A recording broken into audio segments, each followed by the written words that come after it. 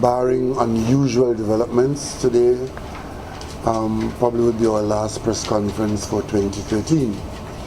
So I thought I would take the opportunity to come before you and conclude our major business for the year, and to afford you the opportunity of putting a few questions to me and maybe one or two others who are here, and most importantly, to wish you the best for the Christmas season.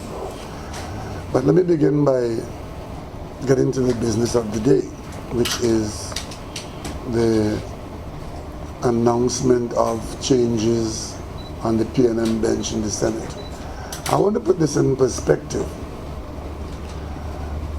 When I became leader of the PNM in circumstances that were a little surprising and unplanned in 2010, there were a lot of points of views and a lot of advice, and a lot of it well-meaning, that we should prepare for an election within months, within a year or thereabouts, because the government would collapse and all of that, and therefore the role of the opposition is to get ready to be in government in a matter of months or at most a year and thereabouts.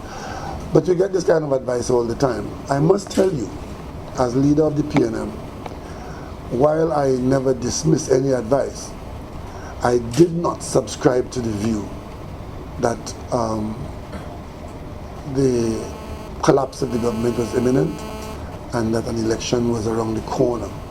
It was my personal view, having been in the opposition twice before, is that when you are in opposition, you prepare for the long haul and buckle down to planning and buckle down to preparing yourself for the scheduled term to go.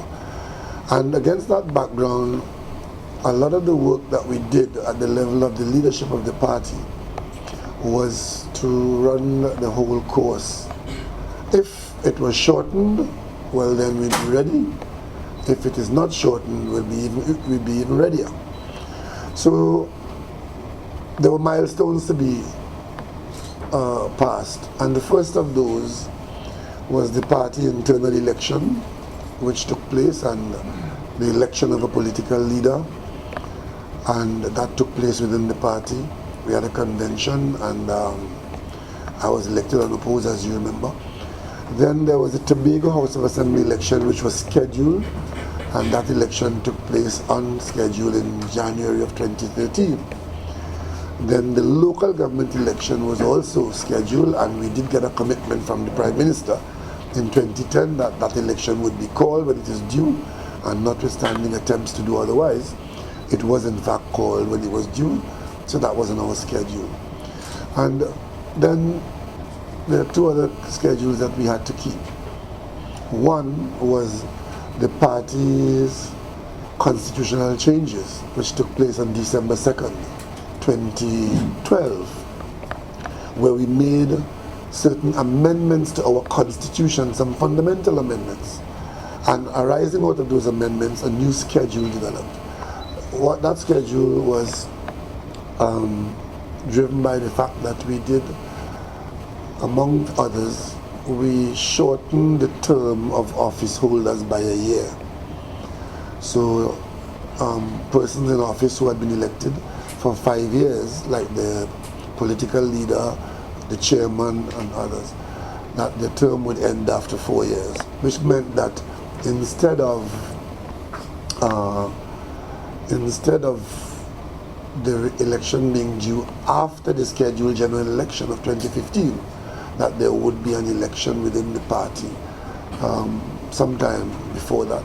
That issue is not before us now, but it formed part of the landscape, and in January we will begin to address that, and we'll proceed to have our internal matters. But the general election schedule is still with us, and as you know, the government's term comes to an end in 2015, and you could add 3 months of grace and that if they wish to stay for the last second. And it's up to the Prime Minister to determine when that takes place, and we've been saying here, the sooner the better. Against that background, we have, by circumstances and development, some of it surprising, some of it not so surprising, Some of it we lived with for a while, some of it we chose not to live with for any longer. And we did some reviews, and as political leader of the party and opposition leader, it fell to me to make the decisions that we made to present the PNM to the electorate. You may recall that when we contested the Chaguanas by-election, we produced a particularly brilliant young man who was fighting as a PNM standard bearer in what was the most difficult corner of Trinidad and Tobago for the PNM. But in my capacity as leader in 2013, I told the country and I told the young people in particular that those of you who represent the PNM family and you are our standard bearers in areas like Felicity and Carapichaima and places like that, where we value the small numbers of people who stand as PNM in these communities, that when you come forward and you're not successful at the polls, it does not mean that you cannot contribute at the national and other levels within the party.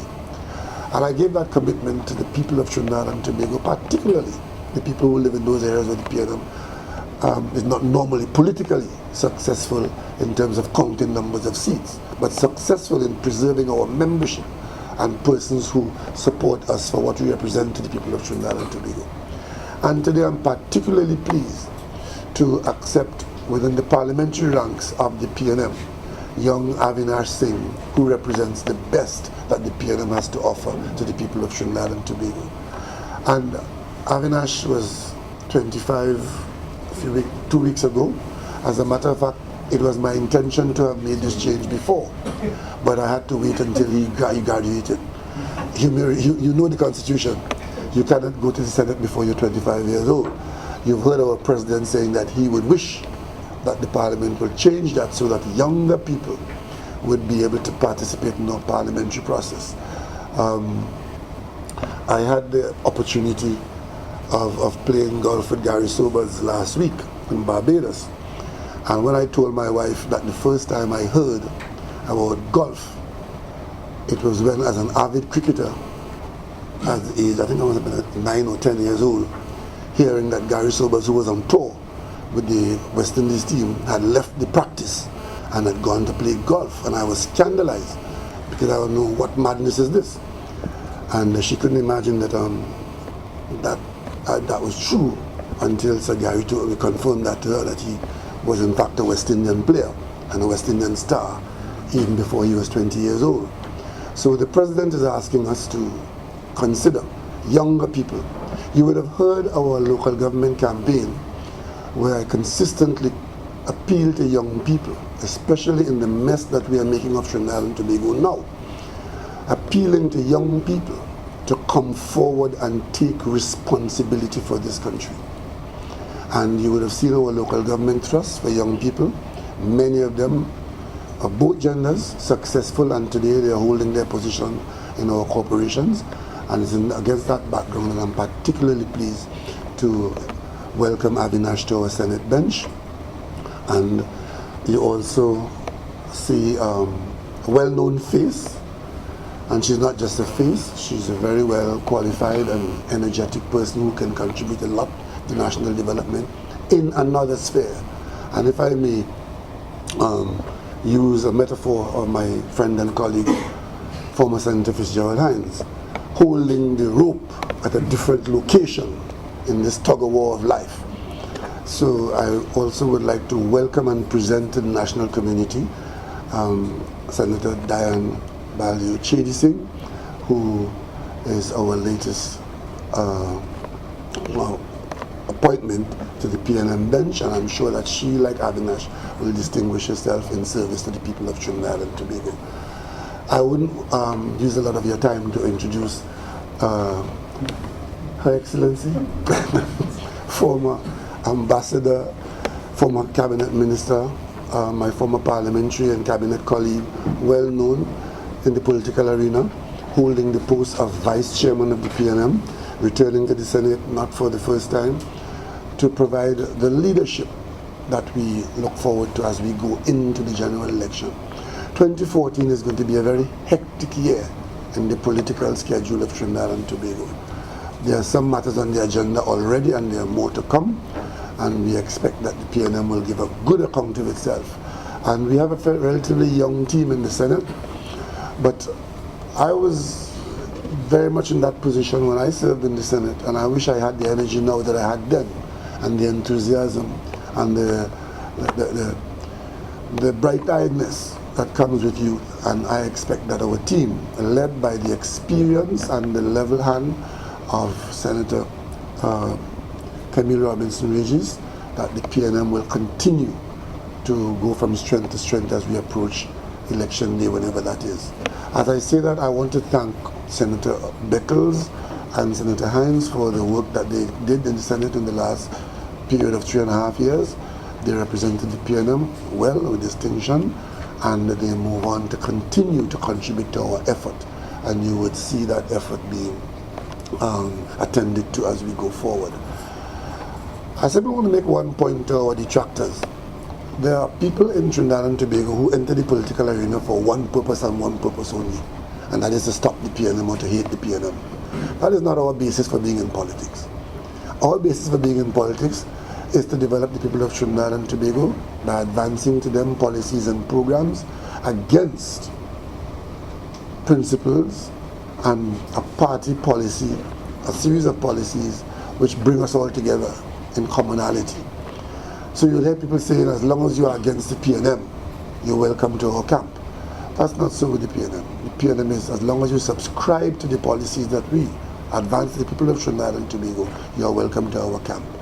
And we really would like to ask the government, ministers in particular, to pay attention to the disaster that they are attending upon the people of Trinidad and Tobago, and just stay out of PNM business. We want no advice from them, right? And we will disregard any advice, because we won't be foolish enough to take advice from them as to who is suitable or who is best to represent the PNM. That is a matter for the PNM and the people of Trinidad and Tobago. And the last piece of advice we need as to how to conduct our business is from the UNC, the ILP, the TOP, the Alphabeti. We, the premier political party in Trinidad and Tobago, will continue to conduct our business with the confidence that exists in our national anthem, with boundless faith in our destiny, offering with great confidence and assurance leadership to the people of Trinidad and Tobago. So this is our first change in the Senate, and I'm quite pleased that it has generated so much interest, because I didn't know that Senate changes were such unusual developments, except when it's done by the PNM, and that should tell you something. There are others who change it, like they change their clothes and nobody take any notice, because it matters not to the people of Trinidad and Tobago. But in the case of the PNM, when we make changes, when we do things like this, we are held to a higher standard, and we accept that with great humility. The PNM is always held to a higher standard in the political arena of Trinidad and Tobago, and we do not take that lightly.